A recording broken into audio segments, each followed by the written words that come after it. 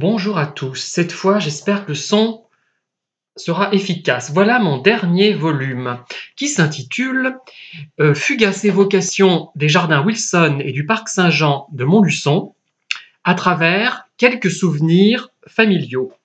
Alors c'est un petit volume qui fait 40 pages, format A5, et il est illustré de 11 photos dont 9 d'entre elles ont été prises par ma mère, dans les années 60, celles qui ont été prises par ma mère.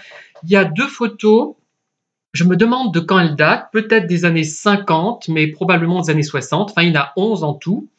Donc des photos en noir et blanc qui représentent ma mère, sa meilleure amie Michel, mes 2 sœurs, dont celle qui est décédée donc, et dans le parc Saint-Jean, et surtout au jardin Wilson, dans les jardins Wilson, hein.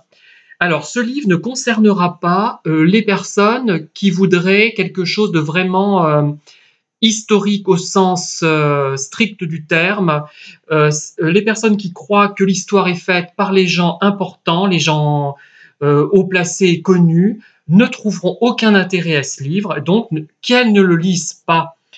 Si vous êtes une personne aigrie, enfin, vous ne vous rendez pas forcément compte, hein, et que vous avez le sentiment d'avoir raté votre vie ou que vous auriez voulu écrire mais que vous n'y arriviez pas vous n'êtes pas arrivé pour des raisons X ou Y, j'ignore lesquelles, ne lisez pas ce livre, ça va vous mettre en fureur et c'est pas la peine, quoi. Moi, ça m'intéresse pas, hein.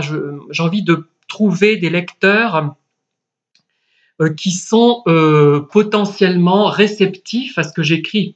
Ce qui ne signifie pas qu'ils vont trouver les choses formidables d'un bout à l'autre, hein, mais ils vont comprendre, comme on dit bêtement, où je veux en venir. Voilà.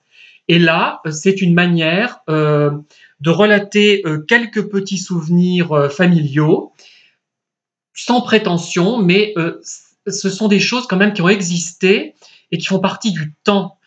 C'est lié au temps et c'est très important de dire, tiens, des citoyens lambda de Montluçon ont vécu ça à un moment donné, ont perçu ces parcs, le parc Saint-Jean et les jardins Wilson sous cet angle, et c'est vraiment, pour moi, fondamental, beaucoup plus important qu'un livre impersonnel qui parlerait d'un seigneur de Montluçon dont on ne sait rigoureusement rien, à part qu'il est né éventuellement peut-être dans cette période et mort à peu près là. On en sait 3 lignes.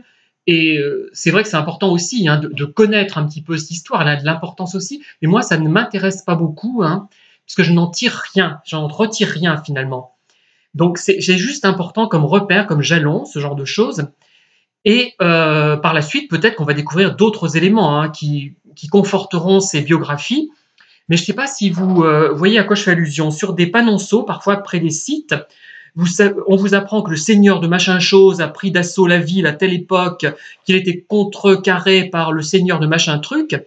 C'est bien. Mais si on se limite à ça, on n'a rien dit. Bon, c'est bien de le dire quand même, hein, parce que j'ai une double opinion là-dessus, hein. C'est à la fois important et complètement inintéressant pour, euh, pour des lecteurs comme moi, du moins.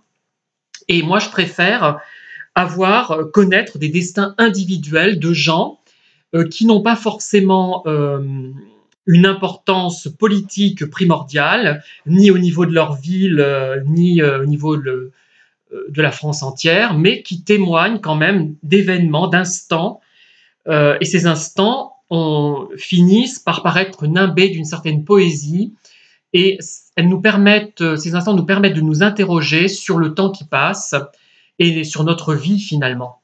Voilà, merci en tout cas de m'avoir écouté et je vous dis à très bientôt pour de nouvelles vidéos.